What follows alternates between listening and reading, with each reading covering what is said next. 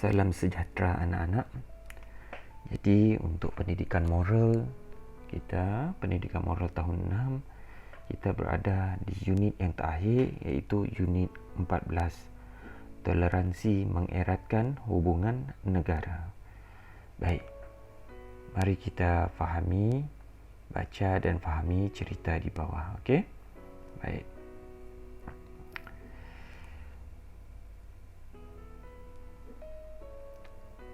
Keluarga Bah Eton berasa gembira kerana mereka akan menerima seorang anak angkat dalam program pertukaran murid peringkat antarabangsa antara sekolahnya dengan sebuah sekolah dari Indonesia. Program tersebut bertujuan untuk mengeratkan hubungan dan mengenali budaya serta adat asam antara dua negara.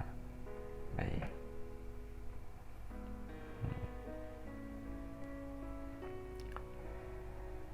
Sebagai persiapan awal, Bapa Bah Eton telah berbincang kepada semua ahli keluarganya tentang persiapan menyambut kedatangan anak angkat mereka yang bernama Gonzales. Gonzales akan ditempatkan di bilik bersama-sama dengan Bah Eton dan adiknya. Namun di bilik mereka hanya terdapat 2 buah katil. Demi memberikan keselesaan kepada tetamu, adik Bah Eton menawarkan diri untuk tidur di bilik kakaknya.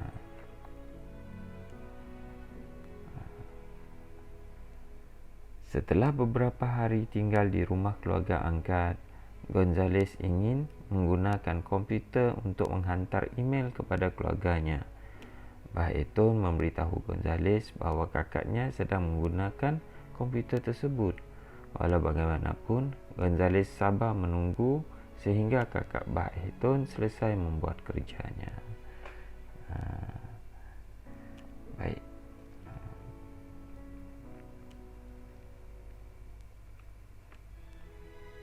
Pada hari Minggu, Bapa Bah Eton ingin membawa mereka berdua pergi melawat-lawat ke tempat-tempat menarik di Cameron Highlands.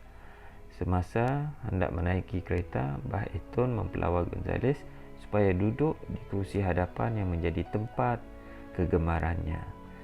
Gonzales menolak pelawaran itu. Bah Eton menjelaskan bahawa adalah elok Gonzales duduk di kerusi hadapan untuk memudahkannya melihat pemandangan tempat-tempat yang dilawati dengan lebih jelas. Gonzales berasa bangga akan sikap Bah Eton yang tidak mementingkan diri sendiri.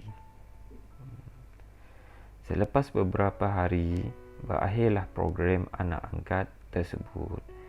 Sebelum berpisah, Gonzales mengucapkan terima kasih kepada keluarga Bah Eton dan berharap agar hubungan mereka terus berpanjangan.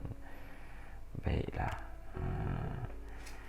Kita dapat tengok di sini, keluarga Bah Eton kan telah menerima seorang anak angkat dalam program pertukaran anak angkat, pertukaran murid peringkat antarabangsa.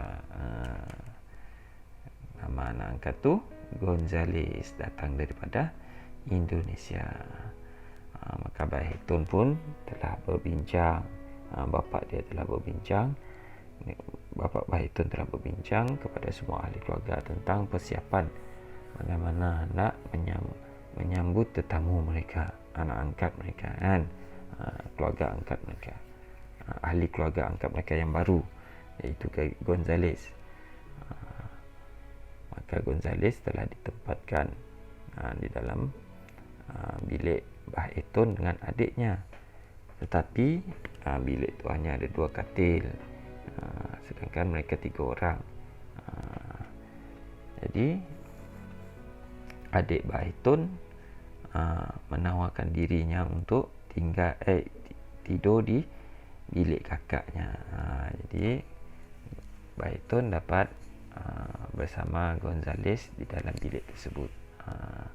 Ini nama dia sifat toleransi. Memberikan bertolak ansur dalam membuat sesuatu tindakan. sangat membanggakan sifat adik Bah Etun kan. Dia sanggup untuk meninggalkan katilnya untuk digunakan orang lain. Dia pula terpaksa tidur di dalam bilik kakaknya. Lepas tu di sini pula kita dapat tengok bagaimana Bah Etun memberitahu Gonzales yang kakaknya sedang menggunakan komputer, sebab Gonzales nak guna komputer tu. Tetapi Gonzales tak dapat guna dulu sebab kakak angkat dia kan. Kakak Bah Etun ni sedang menggunakan komputer. Jadi Gonzales ni sabar saja menunggu. Ini sifat toleransi. Baik. Seterusnya mereka pergi melawat pada hari Minggu kan. Bah Etun mempelawar Gonzales untuk duduk di hadapan, sebab Gonzales ni orang yang tetamu, orang yang datang. Jadi dia layak untuk berada di hadapan supaya dia dapat melihat pemandangan dengan lebih jelas. Jadi sini kita dapat lihat betapa pentingnya sifat toleransi. Baik, kita pergi ke muka surat seterusnya. Bertolak ansur atasi masalah. Mari kita tengok. Baik.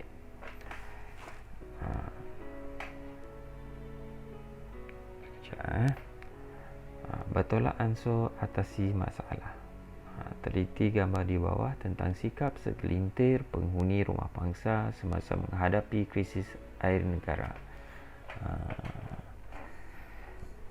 Janganlah berebut-rebut, ikutilah giliran. Selepas ini tidak perlu saya bersusah payah beratur lagi. Sekiranya kamu berhadapan dengan situasi seperti itu, kamu hendaklah bertolak ansur bagi mengelakkan perselisihan faham dan air dapat dikongsi bersama. Teliti cara-cara untuk bertolak ansur semasa kita menghadapi krisis air. Kalau kita tengok tu, yang orang ni, dia pakai apa tu? Dia guna 3 bekas air yang besar, sedangkan orang lain membawa hanya bekas air yang sederhana kan. Satu bekas air yang sederhana, manakala dia bawa pula 3 bekas air yang besar. Ini sifat mementingkan diri. Itu berlawanan sikap toleransi. Sikap toleransi, dia tidak hanya memikirkan kepentingan diri sendiri. Orang yang mementingkan diri sendiri biasanya tidak ada sifat toleransi dalam diri mereka. Jadi inilah sifat yang kita nak elakkan, sifat mementingkan diri. Kita kena tanamkan sifat toleransi dalam diri kita. Kalau kita tengok sini, ada beberapa kaedah kan apabila kita menghadapi krisis air. Yang pertama, tidak memotong barisan. Ini kita dapat amalkan setiap hari. Kalau kita di sekolah lah, tapi ni waktu musim PKP, kamu tak payah beratur kan. Kamu berada di rumah sendiri, kamu hanya beratur dengan adik-beradik kamu lah. Jadi tidak memotong barisan ini kita dapat amalkan di sekolah, di kantin, di pusat sumber, di tandas, banyak tempat kan. Yang kedua, tidak mementingkan diri. Macam seperti cikgu bagi tahu tadi, berlawanan dengan sifat toleransi adalah mementingkan diri. Kita dapat tengok kalau kita pergi ke mana-mana tempat, di sini kita dapat perhatikan dan kita pelajari sifat-sifat manusia. Jika manusia tu berebut-rebut, gelojoh, dia nak yang dia saja, yang pentingkan dia saja, ini antara sifat orang yang mementingkan diri. Dia tidak pedulikan orang lain, yang penting dia dapat. Orang lain Itu belakang kira. Yang penting dia dapat. Itu sifat mementingkan diri, sifat yang tidak elok. Yang ketiga, bersabar menunggu giliran masing-masing. Sabar. Kita datang akhir, lambatlah. Kita terpaksa berada di barisan belakang. Kalau kita datang awal, kita dapatlah barisan hadapan. Yang penting kita jangan memotong barisan. Yang keempat, mengawal diri dengan pelbagai karenah penghuni lain. Kena sabar, kena kawal diri. Kadang-kadang mungkin ada orang yang kurang cekap, orang yang lambat, sifat dia lambat, dia bergerak perlahan. Jadi kita kena sabar. Keupayaan setiap orang tidak sama. Ada orang yang cekap, dia dapat buat kerja dengan cekap. Contohnya dalam krisis air ni, mungkin dia dalam proses dia nak mengisi air dia lambat, sebab dia tak cekap. Jadi kita kena kawal perasaan kita, jangan kita marahi dia, sebab itu keupayaan dia. Kalau boleh kita tolong dia, itu lebih baik. Yang terakhir, memberikan keutamaan kepada warga tua dan orang kurang upaya. Ini sifat terpuji. Contohnya kalau di barisan hadapan, ada makcik, pakcik yang dah tua membawa baldi kan. Ni krisis air tadi kan. Jadi kita utamakan mereka, suruh mereka dahulu. Sebab mereka orang tua, dia tak tahan nak berdiri lama, beratur lama. Jadi kita utamakan mereka. Kita masih muda, masih sihat, masih kuat, tak apa, kita boleh berdiri lama sedikit. Jangan kita mementingkan diri sendiri. Di sini kita dapat lihat beberapa soalan. Soalan pertama, mengapakah kamu perlu bertolak ansur semasa menghadapi situasi seperti yang di atas? Sebab apa? Yang pertama sekali kita kena faham, bila disebut perkataan krisis, maksudnya emosi kebanyakan orang pada masa itu tidak terkawal. Jadi kita kena bertolak ansur. Ini dapat meredakan emosi-emosi yang tidak elok. Contohnya cepat marah, gelisah. Bila kita bertolak ansur, ini akan menyenangkan diri kita kerana kita berbuat baik, dan menyenangkan orang lain sebab sifat baik kita kerana kita bertolak ansur. Yang kedua, jelaskan perasaan kamu apabila dapat bertolak ansur dalam situasi seperti itu. Tentulah kita berasa gembira, kita berasa puas hati sebab kita telah menjadi manusia yang baik, manusia yang bertolak ansur. Baiklah. Rakyat bertoleransi, negara harmoni. Teliti contoh situasi di bawah. Okey. Kamu dan keluarga hendak mengambil bagasi di lapangan terbang. Tahu apa bagasi? Bagasi beg-beg kamulah, barang-barang yang kamu bawa semasa dalam penerbangan. Pada ketika itu banyak orang termasuk pelancong dari luar negara sedang menunggu untuk mengambil bagasi. Kamu tidak sabar menunggu dan terus berlari ke hadapan tempat mengambil bagasi tanpa mempedulikan orang ramai yang sudah berada di situ. Wajarkah tindakan kamu? Berikan sebab. Sudah tentu tidak wajar. Dari situ kita dapat lihat sifat mementingkan diri, sifat gelojoh kan. Kita perlu bersabar, lakukan sesuatu dengan tenang dan melihat situasi, keadaan semasa. Jadi jawapan di sini dia cakap tidak wajar. Sebab yang pertama, ia menjejaskan nama baik negara. Tapi sebenarnya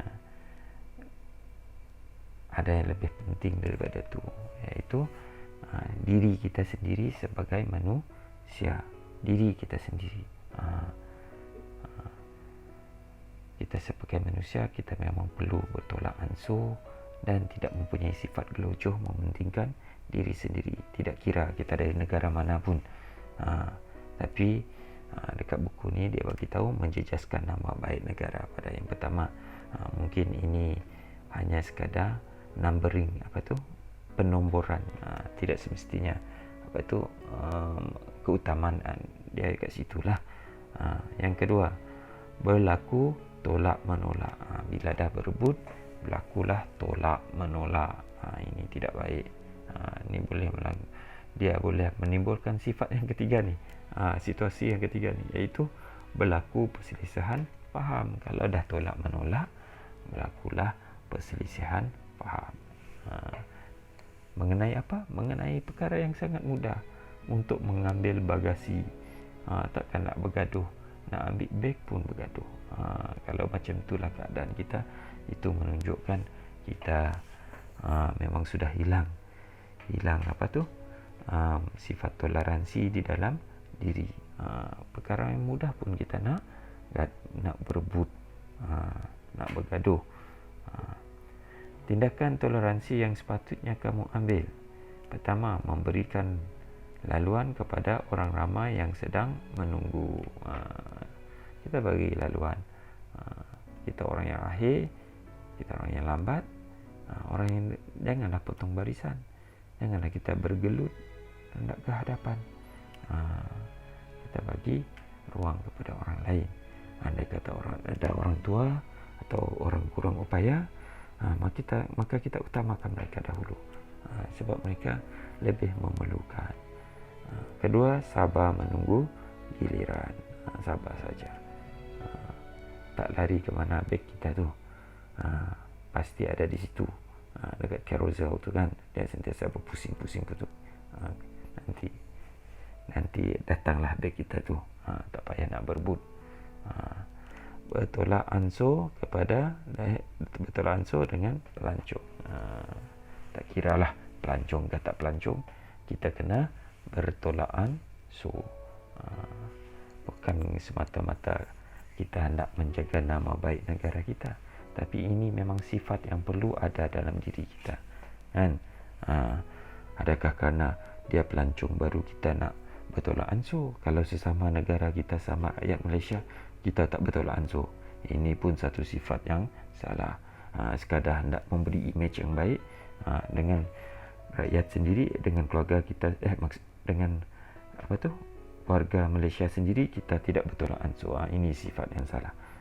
Sekadar nak menunjuk imej yang baik, tak.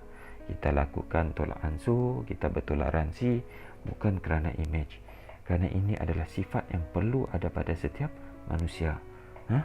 Jangan kita mengamalkan satu sifat yang baik kerana imej, kerana nak menjaga nama baik. Bukan hanya kerana nak menjaga nama baik. Itu hanya yang nombor 10, nombor 11. Yang pertama sekali adalah sifat yang baik perlu ada dalam diri kita, tidak kira apa situasi, kan? Sifat yang baik perlu ada dalam diri kita. Jangan kerana ada perkara-perkara yang lain dahulu, kerana kita nak jadi manusia yang baik. Tak kira adakah kerana kita ni warga Malaysia ke tidak. Yang penting kita mesti bersifat baik. Itu kena fikir, kena tanamkan di dalam diri kita. Baik. Seterusnya, mari kita tengok situasi.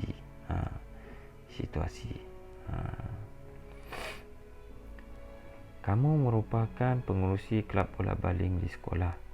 Kamu bercadang untuk mengadakan latihan dengan ahli pasukan kamu pada hari Sabtu. Sebagai persediaan dalam perlawanan bola baling peringkat kebangsaan, beberapa ahli pasukan memberitahu kamu bahawa mereka tidak boleh hadir pada hari tersebut kerana mereka ingin menghadiri sesi pemilihan pemain bola sepak peringkat daerah. Kamu tidak berpuas hati dan menegur tindakan mereka. Wajarkah tindakan kamu? Berikan sebab. Bagaimana kamu rasa? Adakah ini sifat toleransi? Ini masalah yang mudah, kan? Cuma dari segi schedule, kan, dari segi jadual, ada pertembungan, kan? Kita sentiasa, we always can reschedule, kan? Kita boleh atur semula jadual supaya tidak ada berlaku pertembungan. Kita tidak perlu rasa tidak puas hati, kan? Kita dapat perkara yang dapat kita selesaikan dengan cara yang baik. Ini dapat mengurangkan ataupun mengelakkan rasa tidak puas hati di kalangan kita, kan. Hanya perlu berbincang, kan. Bila kita berbincang, kita dapat atur semula jadual supaya semua orang gembira, kan. Memang ada satu-satu ketika akan berlaku perasaan tidak puas hati, itu kita tidak dapat elakkan, tapi sebaiknya kita cuba puaskan hati semua orang, kan, sebaik mungkin. Baik, mari kita tengok situasi kedua. Kamu dan rakan-rakan mengikuti lawatan sambil belajar ke Petroscience Kuala Lumpur. Kamu dan rakan-rakan begitu seronok dan teruja menggunakan alat ujian yang terdapat di situ, sehingga pengunjung lain berasa tidak selesa dengan sikap kamu dan rakan-rakan yang menggunakannya terlalu lama. Wajarkah tindakan kamu dan rakan-rakan? Sudah tentu tidak wajar. Sebab bukan kamu sahaja yang pergi Petroscience tu, orang lain juga hendak menikmati, hendak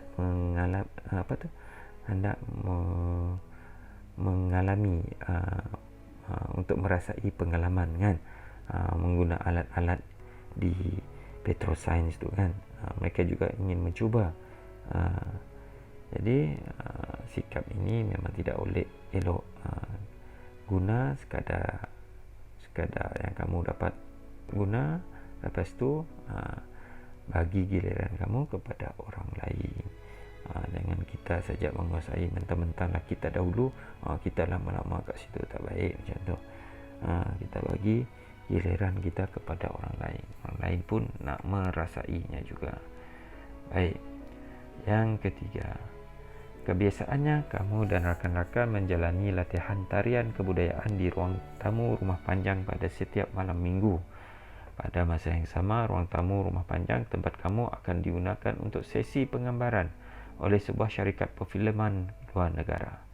Kamu dan rakan-rakan tidak berpuas hati dan merungut kerana tidak dapat menjalani latihan. Wajarkah tindakan kamu dan rakan-rakan? Berikan sebab. Jadi ini pun tidak wajar. Sebab apa?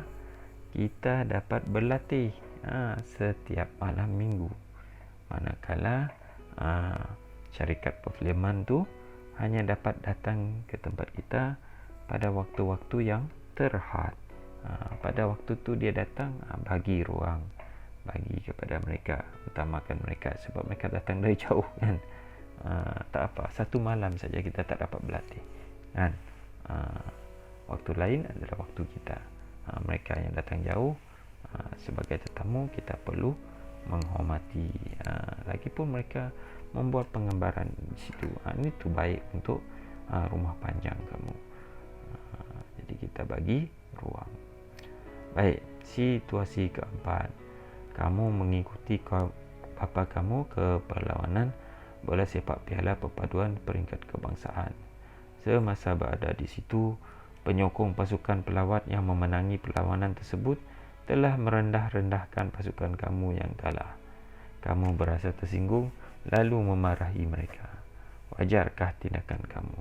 Berikan sebab. Sekali lagi, tidak wajar. Hanya kerana sukan kita nak marah dengan orang lain, hanya kerana orang mengejek-ngejek kita tentang sukan, kita nak marah dengan orang. Ini memang tidak wajar. Sebab itu dapat kita lihat satu budaya yang tidak sihat dalam sukan,